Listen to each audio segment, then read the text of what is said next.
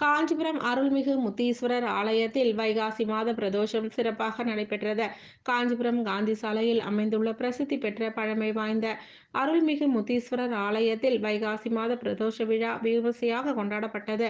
ஆலய அறங்காவலர் குழு தலைவர் சரவணகுமார் தலைமையில் நடைபெற்ற விழாவில் மூலவர் நந்தி பகவான் மற்றும் பிரதோஷ பகவானுக்கு சிறப்பு அபிஷேக ஆராதனைகள் நடைபெற்று பிரதோஷ பகவான் நந்தி வாகனத்தில் எழுந்தருளி ஆலை வளாகத்தில் 3 முறை வலம் வந்து பக்தர்களுக்கு காட்சியளித்தார். இதனைத் தொடர்ந்து விழாவில் கலந்து கொண்ட பக்தர்கள் அனைவருக்கும் பிரசாதங்களும் வழங்கப்பட்டது. இதில் அறங்காவலர்கள் கடம்பன், தசரதன், பாலச்சந்தர், ஏகாம்பரம் உள்ளிட்ட ஏராளமான பக்தர்கள் கலந்து கொண்டனர்.